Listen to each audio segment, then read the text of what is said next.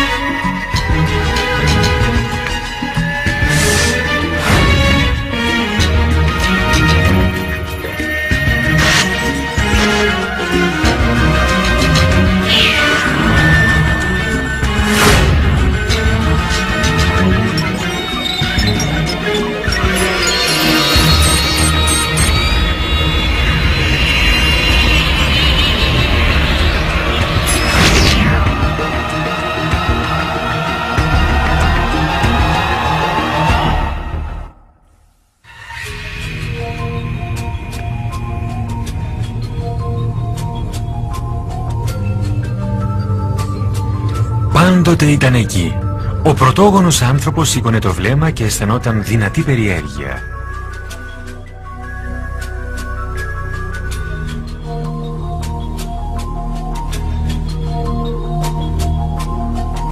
Ύστερα ένιωσε φόβο, όπως και λατρεία.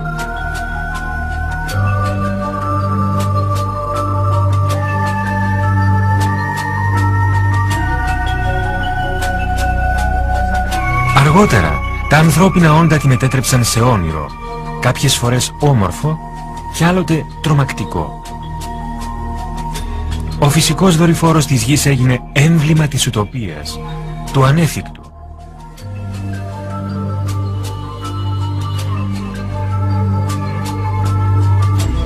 Ως τον 20ο αιώνα, η σελήνη ήταν ιδιοκτησία των ποιητών και των ονειρευτών. Κάποιοι πιο τολμηροί την περιέγραψαν. Το έτος 499 π.Χ. ο Έλληνας φιλόσοφος Αναξαγόρας δίδασκε ότι η σελήνη είναι ένα ουράνιο σώμα με απέραντες κοιλάδες και βουνά που κατοικείται. Το ίδιο θεωρούσε και ο Δημόκριτος, ο δημιουργός της ατομικής θεωρίας που γεννήθηκε και αυτός τον 5ο αιώνα π.Χ. Ο Πυθαγόρας επίσης πίστευε σε μια σελήνη ζωντανή και κατοικημένη. Όπως και ο μαθητής του ο Φιλόλαος, ο οποίος ανέπτυξε τη θεωρία, όντας βέβαιος ότι ο φυσικός μας δορυφόρος κατοικείται από όντα 15 φορές μεγαλύτερα από τους ανθρώπους, και διαβεβαίωνε ότι μία μέρα στη σελήνη ισοδυναμούσε με 15 μέρες στη γη. Σε κείμενα του 1ου αιώνα μετά Χριστόν, ο Πλούταρχος περιγράφει τη σελήνη ως μια δεύτερη γη. Με τα κείμενα αρχίζαμε να ταξιδεύουμε. Το 160 μετά Χριστόν ο Έλληνας Λουκιανός ο Σαμοσαρτεύς γράφει για το πρώτο ταξίδι στη σελήνη. Στο έργο του «Αληθής ιστορία», ένας ανεμοστρόβιλος παρασύρει ένα πλοίο ως την επιφάνεια της σελήνης. Ο Λουδοβίκος Αριόστος, στο έργο του «Μενόμενος Ορλάνδος», διαβεβαιώνει ότι η σελήνη είναι μια μεγάλη κοιλάδα όπου βρίσκει κανείς όλα όσα έχουμε χάσει εδώ στη γη. Πλούτη, στέματα, τιμή και ελπίδα. Το 1638 εμφανίζεται στην Αγγλία ένα άλλο βιβλίο, «Ο άνθρωπος στη σελήνη που προκαλεί αίσθηση». Συγγραφέας του ο επίσκοπος Φράνσις Γκότγουιν, που στέλνει στη σελήνη τον Ισπανότυχο διώκτη Ντομίνκο Γκονθάλεθ με τη βοήθεια 2 εκπαιδευμένων χινών. Με τον Γαλιλαίο το 17ο αιώνα, οι αρχαίες αντιλήψεις των Ελλήνων για τη σελήνη άρχισαν να καθιερώνονται. Ο Γαλιλαίος ανακαλύπτει το τηλεσκόπιο και μένει έκπληκτος όταν αντικρίζει τους κρατήρες και τις μεγάλες σκούρες επιφάνειες που χαρακτηρίστηκαν θάλασσες. Το 1647 ο Τζον Εδέλιους σχεδιάζει τον πρώτο χάρτη της σελήνης και τον δημοσιεύει στο βιβλίο του «Σεληνογραφία», βεβαιώνοντας ότι η σελήνη ήταν διάσπαρτη με πόλεις. Ενθουσιασμένος από αυτές τις ανακαλύψεις, ο Σιρανό ντε Μπερζεράκ δημοσιεύει το περίφημο έργο του «Ένα ταξίδι στη σελήνη». Ένα εκπληκτικό έργο από την άποψη ότι είναι το πρώτο που μιλάει για ρουκέτες. Ο Σιρανό περιγράφει δύο αστρόπλια. Ένα που προωθείται με την εξάτμιση νερού και ένα δεύτερο, μια τριμερή ρουκέτα. Δικαίως, αυτό το έργο ήταν ικανό να εμπνεύσει τον Ιούλιο Βέρν και τους πρωτοπόρους της σύγχρονης διαστημικής τεχνολογίας. Το 1671, ο Σερουμπέν Ντορλεάν δημοσιεύει δεύτερο χάρτη της σελήνης. Το ενδιαφέρον του κοινού είναι τέτοιο που το 1865 δημοσιεύονται 6 βιβλία με διαστημικά θέματα. Το πιο γνωστό ήταν αναμφίβολα το βιβλίο του εκπληκτικού Ιουλίου Βέρν «Από τη γη στη σελήνη». Και το 1903 ο Ρώσος Τσιολκόφσκι διατυπώνει τους κανόνες που θα χρησιμοποιούσαν στους πυράβλους του 20ου αιώνα.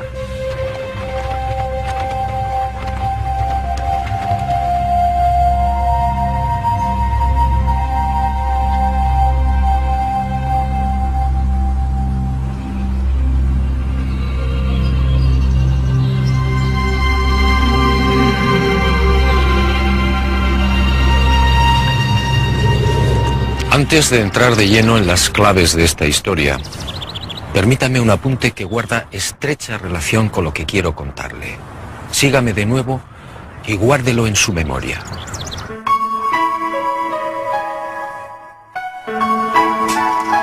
Εκτός από αυτές τις αρχαίες και ρομαντικές ιδέες για τη σελήνη και από την περισσότερο ή λιγότερο φανταστική λογοτεχνία για ταξίδια στον ενιγματικό φυσικό μας δορυφόρο, η ιστορία της ανθρωπότητας βρήθη από μυστηριώδη φαινόμενα που έχουν καταγραφεί στην επιφάνεια της σελήνης. Το καλοκαίρι του 1178, λίγο πριν από τη δύση του ηλίου, κάποιες μοναχές του καθεδρικού ναού του Κάντερμπουρι παρατήρησαν στην περίμετρο της ημισελήνου μια τρομερή λάμψη συνοδευόμενη από γιγαντιαίες φωτεινές εκρήξεις. Το 1789 ο αστρονόμος Σρόουτερ παρατηρούσε κατάπληκτος μια τεράστια φωτεινή ζώνη στην περιοχή των αποκαλούμενων Σεληνιακών Άλπαιων. Τον ίδιο χρόνο άλλοι παρατηρητές μιλούσαν για απίστευτα και τρομερά φώτα στην επιφάνεια της σελήνης που κινούνταν ανάμεσα στους κρατήρες και τις θάλασσες. Το 1820 ο αστρονόμος Φρανσουά Ραγκό δημοσίευσε στα χρονικά φυσικής και χημείας μια άλλη εκπληκτική παρατήρηση. Κατά τη διάρκεια μιας έκλειψης, ένας σχηματισμός από φώτα αναπτύχθηκε στην επιφάνεια της σελήνης, διατηρώντας την συνοχή του ακόμη στις αλλαγές πορείας. Το 1843, ο προαναφερθής Γερμανός αστρονόμος Johann Schroeter ήταν μάρτυρας ενός άλλου φαινομένου, το οποίο και ο ίδιος δεν μπορούσε να εξηγήσει. Παρατηρώντας τον κρατήρα Λινέ στη θάλασσα της Γαλήνης, ο επιστήμονας επιβεβαίωσε κάτι συνταρακτικό. Ο κρατήρας, που είχε διάμετρο περίπου 7 χιλιόμετρα, μετέβαλε τακτικά το σχήμα του. Λίγο αργότερα η επιστημονική κοινότητα βρέθηκε στο σκοτάδι όταν ο κρατήρας εξαφανίστηκε τελείως. Τι είχε συμβεί? Το 1971 ο Απόλλων 15 πέταξε πάνω από την περιοχή και φωτογράφησε τον κρατήρα Λινέ. Η έκπληξη των αστρονόμων ήταν απόλυτη. Ο κρατήρας βρισκόταν εκεί και είχε διάμετρο μόνο 2.700 μέτρα. Το 1977 ο Άγγλος αστρονόμος Κλάιν ήταν μάρτυρας κι άλλων έντονων και ταχύτατων φώτων που κινούνταν στο κέντρο του κρατήρα Πλάτωνα. Κάποια στιγμή στην καλντέρα τα φώτα ενώθηκαν σχηματίζοντας ένα τρίγωνο. Το 1950 ο Δόκτωρ Βίλκινς ήταν μάρτυρας άλλου συμβάντος, προφανώς αδύνατου. Στο κέντρο του κρατήρα Αριστάρχου εμφανίστηκε ξαφνικά ένα μεγαλειώδες φως που φώτισε μια μεγάλη περιοχή της σελήνης. Τεράστιες λάμψεις στην επιφάνεια της σελήνης, φώτα σε σχηματισμό.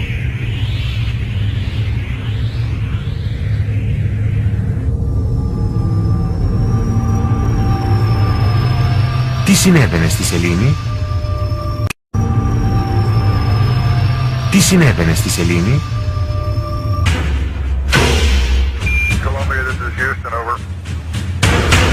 Τον Ιούλιο του 1969, επιτέλους, ο άνθρωπος ζούσε το αρχαίο και πολυπόθητο όνειρό του. Ο Απόλλων 11 προσεδαφισόταν στη θάλασσα της Γαλήνης.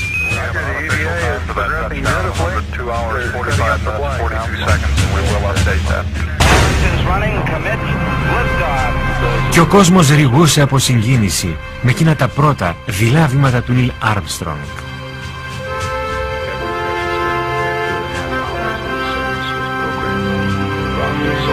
Ο κόσμος όμως άλλη μια φορά εξαπατήθηκε.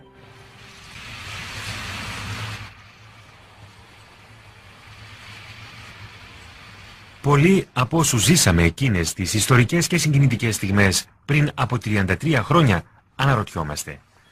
Γιατί αυτό το έμμονο ενδιαφέρον για την κατάκτηση της Ελλήνης?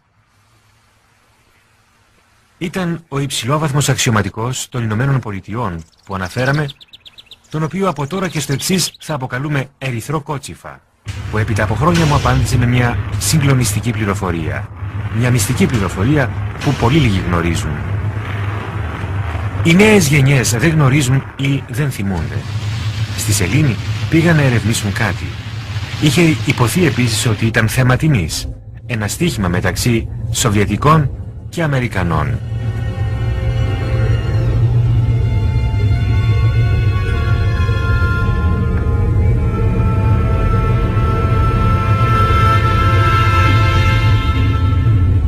Υπήρχε όμως και κάτι άλλο.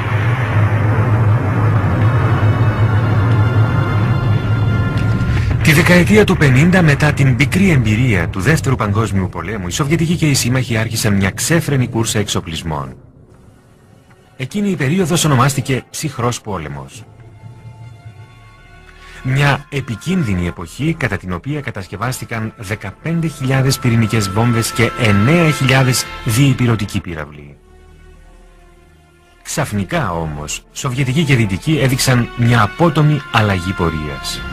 Από τη μία μέρα στην άλλη, χωρίς προφανή λόγο, η Σοβιετική Ένωση κατέπληξε τον κόσμο, θέτοντας σε τροχιά τον πρώτο τεχνητό δορυφόρο, τον Σπούτνικ.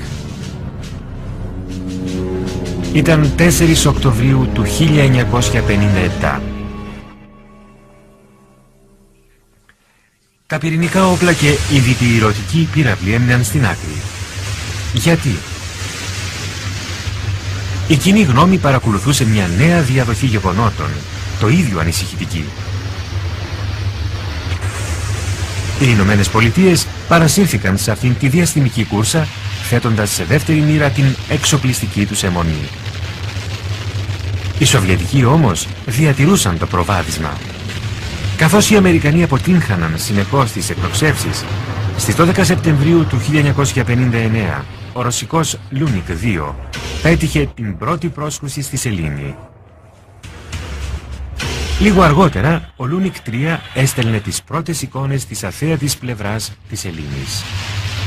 Και ο κόσμος αναρωτιόταν τι συνέβαινε. Γιατί αυτή η αιμονή για την κατάκτηση του διαστήματος και μάλιστα της Ελλήνης? Οι Σοβιετικοί και οι Αμερικανοί όμως δεν αποκάλυπταν τα πραγματικά τους συμφέροντα. Οι ταπεινωμένοι Αμερικανοί δέχτηκαν τη χαριστική βολή στις 12 Απριλίου του 1961. Εκείνη την ημέρα, ο κοσμοναύτης Γιούρι Γκαγκάριν έγινε ο πρώτος άνθρωπος που μπήκε σε τροχιά γύρω από τη Γη. Ο κόσμος και ιδίως το αμερικανικό έθνος ευνηδιάστηκε άλλη μια φορά. 44 ημέρες μετά το κατόρθωμα του Γκαγκάριν, ο πρόεδρος Κέννεντι εμφανίστηκε στο Κογκρέσο και δεσμεύτηκε να αποκαταστήσει την τιμή της χώρας. Ένας Κέννεντι σταθερός και ατάραχος που εξέπληξε τον κόσμο.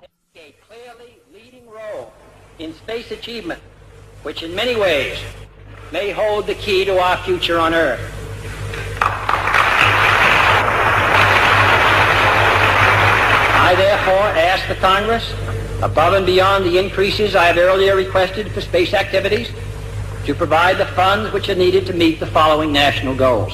First, I believe that this nation should commit itself to achieving the goal, before this decade is out, of landing a man on the moon and returning him safely to the earth. Σε τι οφειλόταν αυτή η παράξενη βιασύνη? Τι συνέβαινε? Προφανώς, τα λόγια του Κέννεντι ήταν αποτέλεσμα της αναγκαιότητας ανάκτησης του γοήτρου και της στρατιωτικής ηγεμονίας και ήταν εν μέρει ειλικρινή. Η αλήθεια όμως ήταν άλλη. αποκαλύφθηκε έπειτα από χρόνια από τον Ερυθρό Κότσιφα, ο οποίος με εμπιστεύτηκε και μου αποκάλυψε το μεγάλο του μυστικό. Ένα μυστικό τόσο συνταρακτικό όσο και διαβολικό.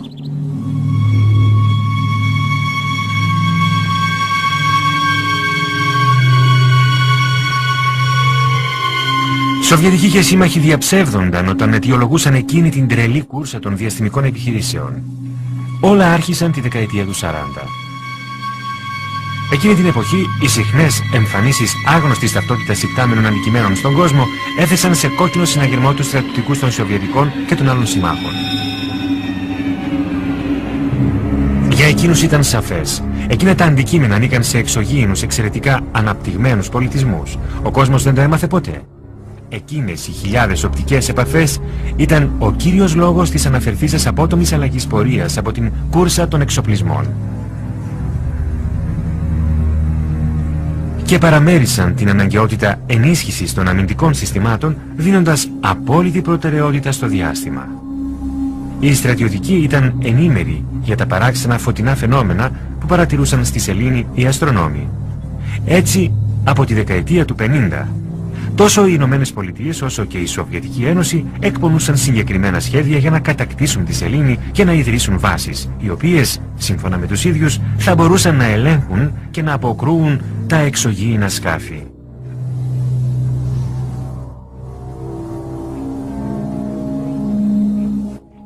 Ο Ορίζον ήταν ένα από αυτά τα σχέδια που εκπονήθηκε με μυστικότητα στο Πεντάγωνο.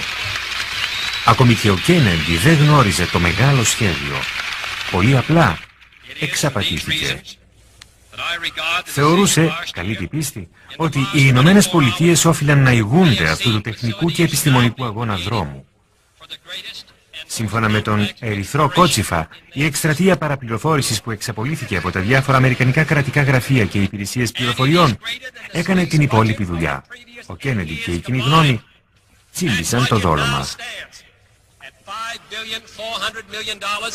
Τη νύχτα της 24ης προς 25η Ιουλίου του 1955 υπήρξε μια νέα οπτική επαφή με άγνωστης ταυτότητας υπτάμενα αντικείμενα που επιτάχυνε τα σχέδια των στρατιωτικών.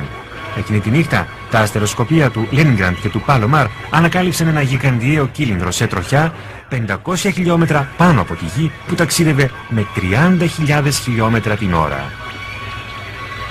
Το αντικείμενο είχε μήκος πάνω από 10 χιλιόμετρα. Μερικές μέρες αργότερα, Σοβιετικοί, Αμερικανοί, Γάλλοι και Άγγλοι συναντήθηκαν μυστικά στη Γενέβη, επιβεβαιώνοντας τους φόβους τους.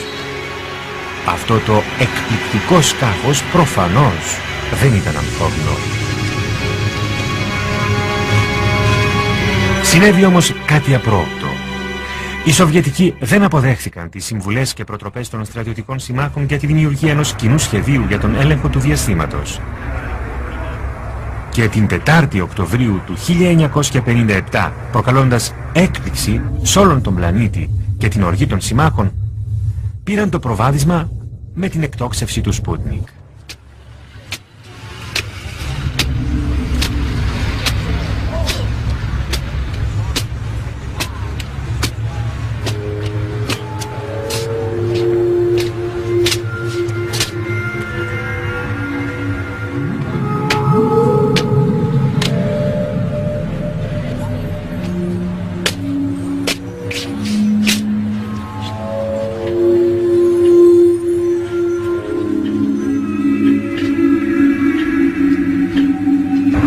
Μία δεκαετία, μεταξύ 1957 και 1968, Σοβιετικοί και Αμερικανοί στρατιωτικοί επιβεβαίωναν ακριβώς αυτό που γνώριζαν ή φαντάζονταν.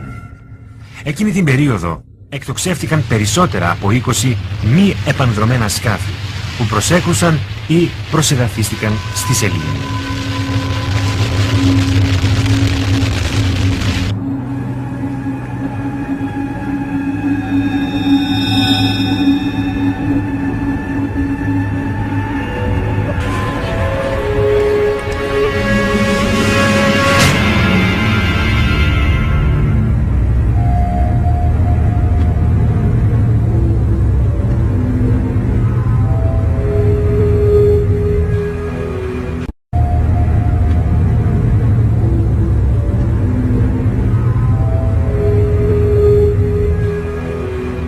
Συνολικά, χωρίς να λάβουμε υπόψη τις εικόνες της Σοβιετικής Ένωσης, η NASA απέκτησε 230.000 φωτογραφίες του φυσικού μας δορυφόρου. Η σελήνη φωτογραφήθηκε σε όλη της την έκταση και από διαφορετικά ύψη. Οι στρατιωτικοί όμως, που είχαν και έχουν τον έλεγχο της NASA, δεν δημοσίευσαν πολλές από αυτές τις εικόνες. Γιατί? Τι υπήρχε σε αυτές?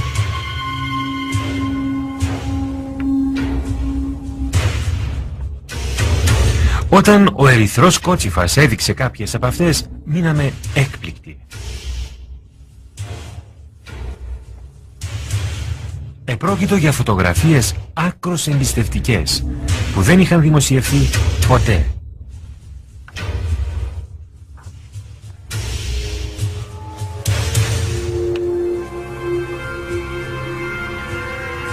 Σε μία από αυτές, που είχε ληφθεί από το σκάφος Lunar Orbiter 2 το Νοέμβριο του 1966, διακρίνονταν δύο παράλληλα τείχη ή λεωφόροι μήκους 27 χιλιόμετρων.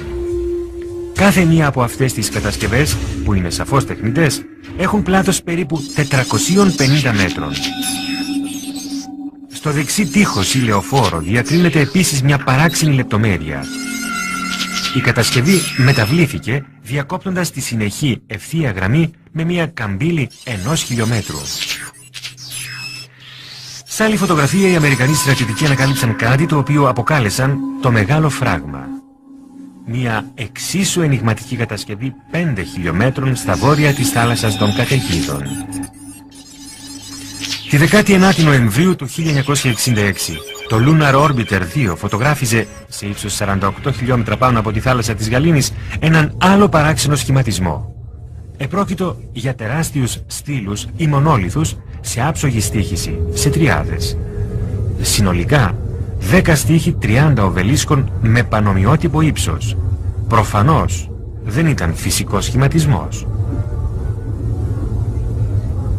Σύμφωνα με τον πληροφοριοδότη, η NASA λογόκρινε συνολικά 900 φωτογραφίες. Όλες καταχωρίστηκαν αμέσως στα αρχεία του Πενταγώνου. Σε αυτές διακρίνονται μεγάλες πλατφόρμες, πιθανά ερείπια κτηρίων υπόλεων, λεωφόροι και γιγαντιαίοι θόλοι. Οι υποψίες των στρατιωτικών επιβεβαιώθηκαν και το ήδη υπάρχον σχέδιο τέθηκε σε εφαρμογή.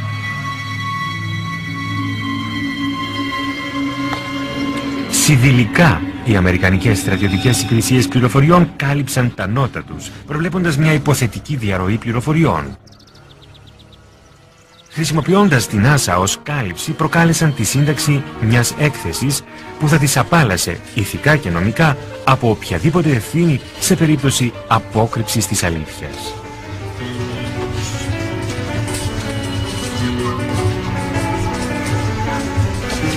Αυτό το έγγραφο, γνωστό ως έκθεση Brookings, που συνέταξαν εδιπόλοιποι επιστήμονες, κοινωνιολόγοι, πολιτικοί και οικονομολόγοι, τυπώθηκε και παρουσιάστηκε στη Βουλή των Αντιπροσώπων τον Απρίλιο του 1961. Κατά περίεργο τρόπο, ένα μήνα πριν από τον περίφημο λόγο του Κέννεντι στο Κογκρέσο. Δηλαδή, όταν η NASA, η μεγάλη βιτρίνα των στρατιωτικών, διεκδικούσε το πράσινο φως και τα απαραίτητα κονδύλια για το πρόγραμμα Απόλλων. Σε αυτήν την έκθεση, εκτός από την παραδοχή ότι η ζωή εκτός γης είναι μια ρεαλιστική πιθανότητα, υποδεικνύεται στην NASA να μην ανακοινώσει τα πιθανά ευρήματα που ενδεχομένως συναντήσει σε αυτόν τον διαστημικό αγώνα δρόμου. Στη σελίδα 215 στο κεφάλαιο με τίτλο «Επιπλοκές από ενδεχόμενη ανακάλυψη εξωγήινης ζωής», το έγγραφο επισημαίνει ότι η εξερεύνηση του διαστήματος ενδεχομένως κατέληγε σε ανέβρεση τεχνουργημάτων από μη ανθρώπινα χέρια. Σε αυτήν την περίπτωση, συνεχίζει η έκθεση Brookings, ο πολιτισμός μας θα απειλείται από μη αναστρέψιμη διαδικασία αποσύνθεσης, όπως ήδη έχει συμβεί στη Γη σε άλλες εποχές. Este documento efectivamente no deja en buen lugar a la supuesta democracia norteamericana. Hablemos claro. En el informe Brookings, sencillamente, se anima a NASA a ocultar información. Y eso fue lo que hicieron.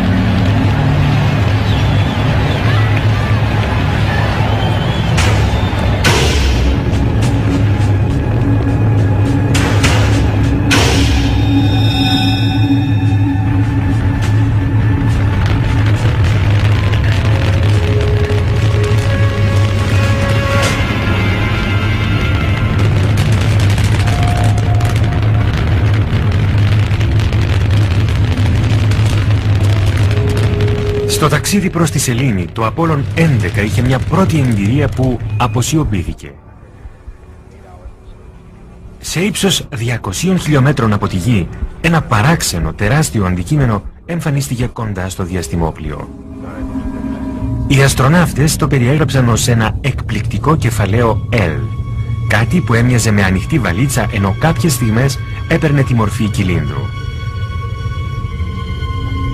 Η πληροφορία διέρευσε στον τύπο, όμως η NASA, πιστή στο δόγμα της συγκάλυψης, απαξίωσε την υπόθεση με μια ερμηνεία παράλογη και αβάσιμη.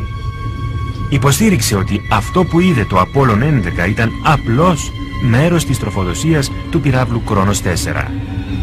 Παράλογο, επειδή εκείνη τη στιγμή το συγκεκριμένο μέρος του Κρόνου βρισκόταν 10.800 χιλιόμετρα μακριά από τον Απόλλωνα. Βέβαια, τα ψέματα της NASA μόλις είχαν αρχίσει. Περίπου 380.000 χιλιόμετρα από τη Γη, πολύ κοντά στην επιφάνεια της Σελήνης, ο Απόλλων ανακάλυψε φώτα που πετούσαν σε σχηματισμό. Σύμφωνα με τον Ερυθρό Κότσιφα, εκείνα τα φώτα έμοιαζαν να περιμένουν τον Απόλλωνα 11. Ήταν πολύ λαμπρά και πετούσαν σε τέλειο σχηματισμό.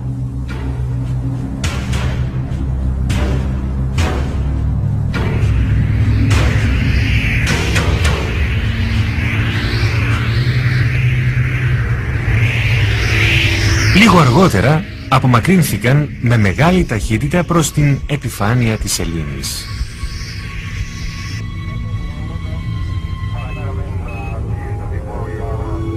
Οι αστροναύτες είχαν δίκιο. Αυτό έμοιαζε με ένα είδος υποδοχής. Το πιο συνταρακτικό όμως θα συνέβαινε αργότερα.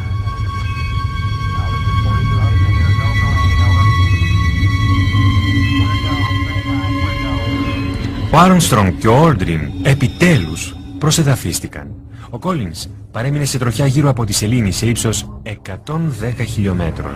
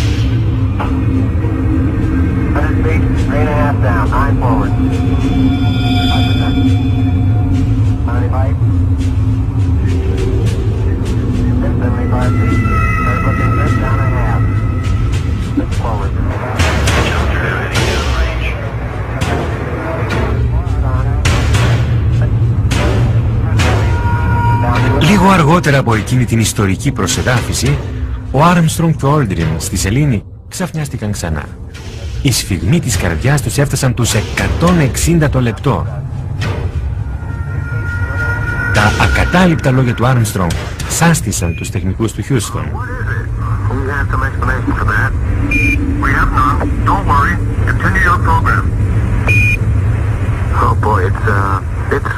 It's really something that was fantastic here. You couldn't ever imagine this. Roger, we know about that. Could you go the other way? Go back the other way. Well, that's kind of rich. Pretty spectacular. My God. What is that there? That's a hollow. What the hell is that? Tango. There's kind of light there now. Από την άλλη πλευρά του κρατήρα, λίγο περισσότερο από 60 μέτρα από την Σεληνάκα το αετός, είχαν εμφανιστεί κάποια σκάφη και κάποια όντα. Αντικείμενα με μορφή δίσκου σε άψογη παράταξη στο έδαφος. Δίπλα τους κάποια όντα πολύ ψηλά, με στολές λευκές και εφαρμοστές. Όταν οι αστροναύτες υπακούοντας τις επίμονες εντολές του Χιούστον προσπάθησαν να τα κινηματογραφήσουν, αντικείμενα και όντα εξαφανίστηκαν.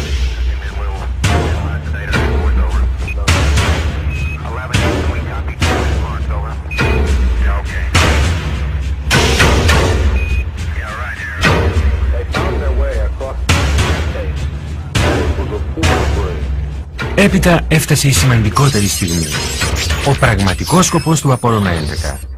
Η μυστική αιτία που όθησε τους στρατιωτικούς να κατακτήσουν τη σελήνη.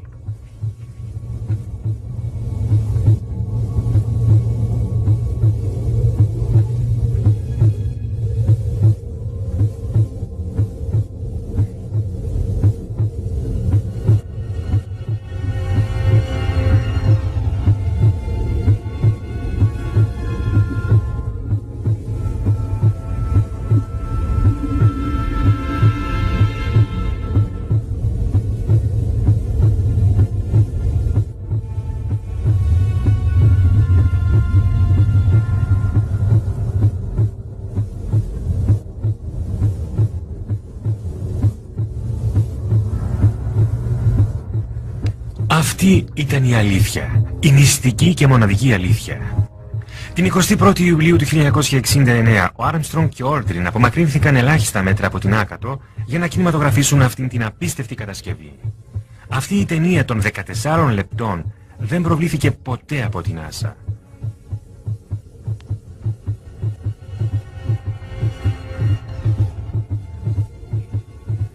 Ο ερυθρός κότσιφας ήταν ένας από τους ελάχιστους Αμερικανούς που είχαν πρόσβαση σε αυτήν. Ελάχιστα μέτρα μακριά από τον αετό. Δεν ήταν τυχαία. Τα πάντα ήταν προγραμματισμένα σχολαστικά.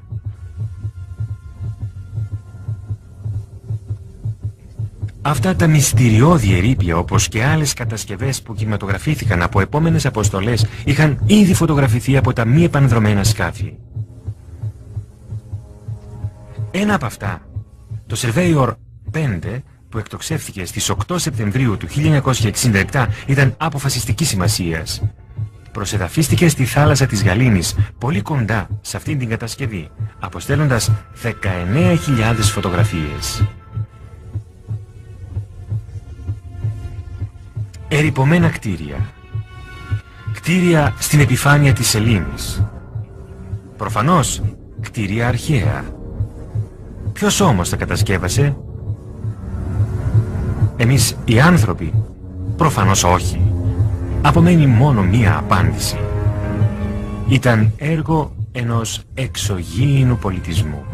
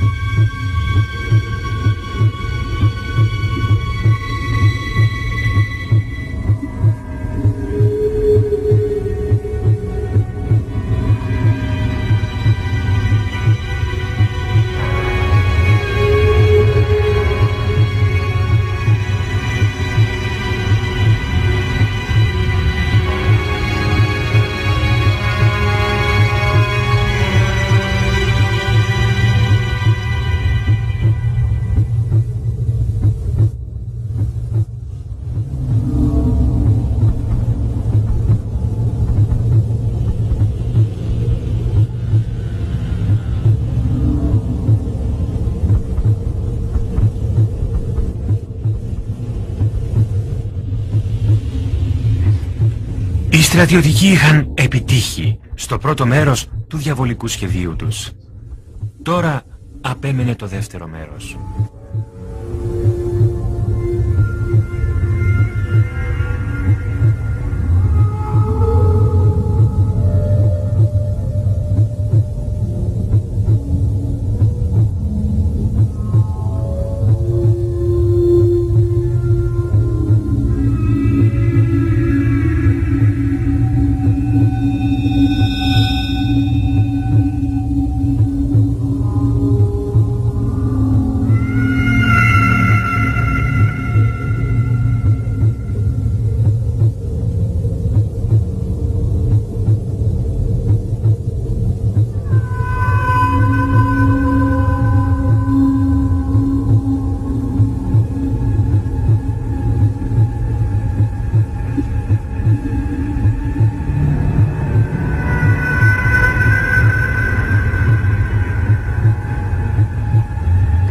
Σύμφωνα με τον πληροφοριοδότη, οι αστροναύτες συνέχισαν το πρόγραμμά τους.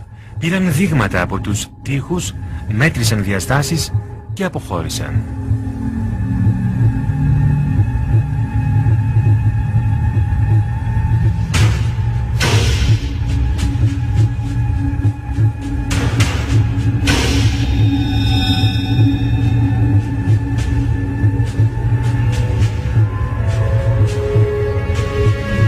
Η ασυνήθιστη κατασκευή που έμοιαζε πολύ με υπόστεγο αεροσκαφών είχε μήκος 60 μέτρα και μέγιστο ύψος 9.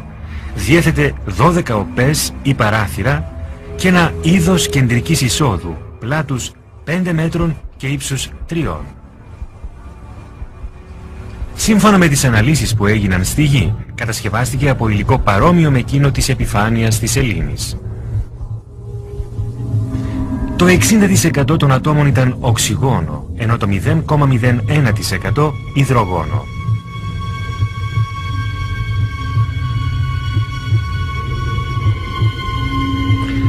Παρατηρήθηκε ότι η τύχη ήταν εξαιρετικά διαβρωμένη. Το γεγονός αυτό, δεδομένου ότι στη Σελήνη δεν υφίσταται ατμόσφαιρα, οδήγησε τους στρατιωτικούς στο συμπέρασμα ότι το κτίριο θα μπορούσε να έχει ηλικία αρκετών χιλιάδων ετών.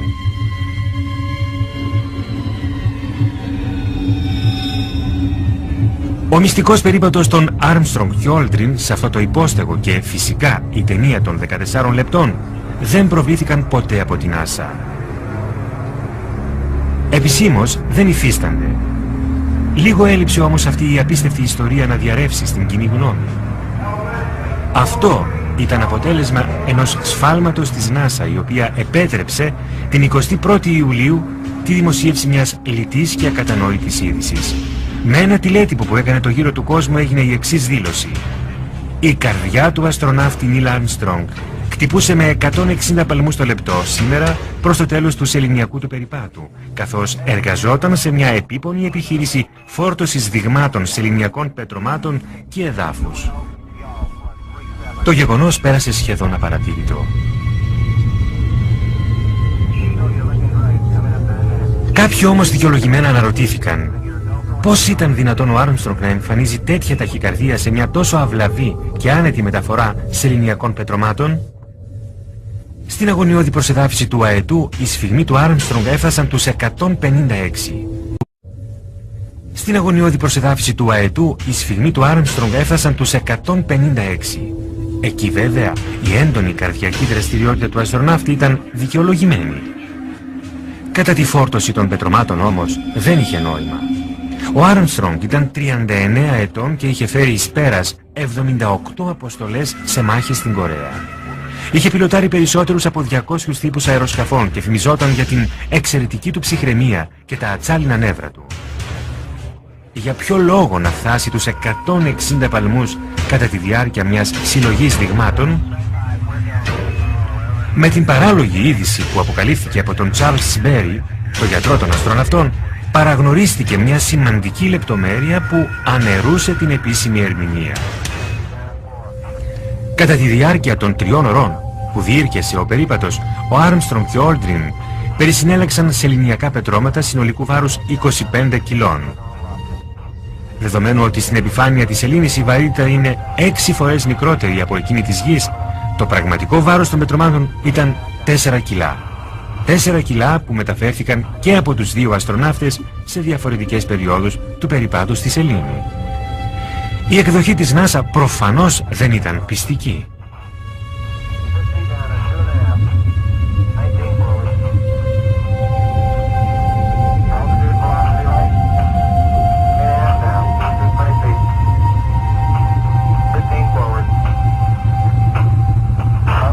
Άλλη μια φορά ψεύδονταν.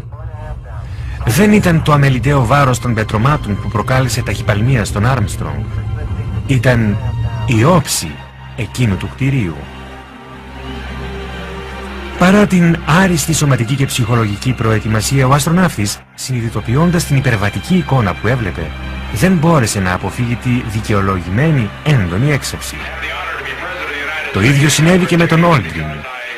Οι σφιγμοί του όμως δεν καταγράφηκαν επειδή το ηλεκτρονικό κύκλωμα της διαστημικής του στολής δεν ήταν συνδεδεμένο με την κονσόλα που λάμβανε τα βιοιατρικά στοιχεία.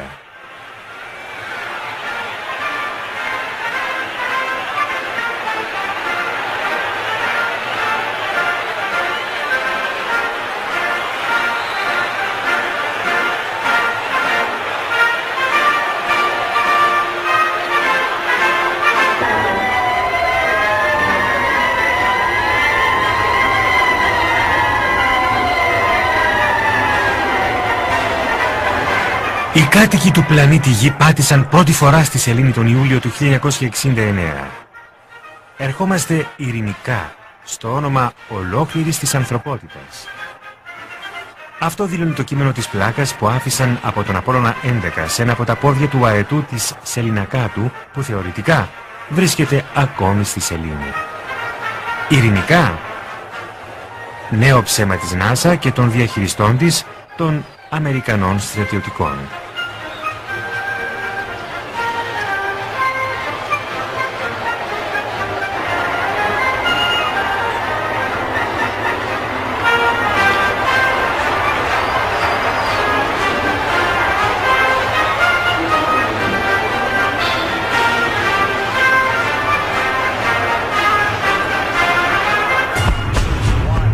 Ο ερυθρός κότσιφας ήταν πιστικός. Ως το Δεκέμβριο του 1972, που το πρόγραμμα Απόλλων σταμάτησε, άλλα 5 σκάφη πέταξαν στη σελήνη.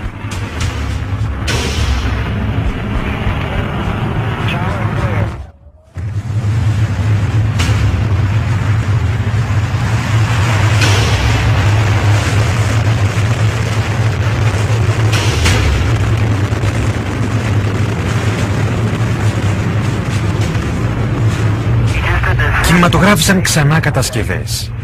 Έπειτα αυτά τα κτίρια βομβαρδίστηκαν και καταστράφηκαν.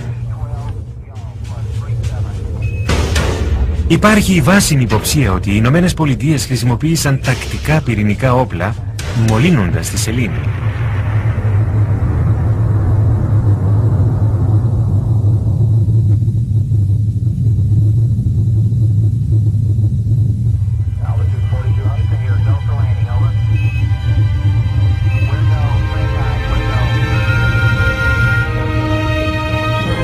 Έτσι έκλεισε η δεύτερη φάση του διαβολικού σχεδίου.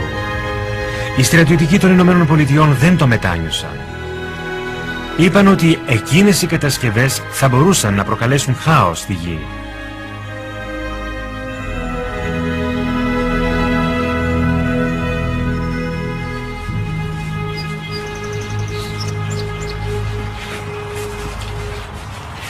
Sí, amigo. En los restantes Apolos sucedieron muchas cosas. Cosas extrañas y secretas. Pero esa es otra historia que quizá algún día me decida a contar. Suponiendo, claro está, que siga vivo. Por cierto, desde aquel diciembre del 72 han transcurrido más de 30 años. ¿Estamos pensando lo mismo? ¿Por qué nunca se volvió a la Luna?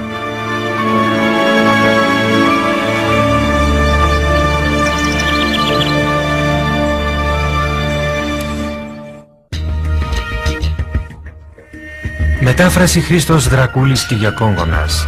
Αφήγηση Βασίλης Παπαδόπουλος. Τεχνική επιμέλεια Νίκος Γκοσές. Μίξη ήχου Πανταζής Φίλιππας.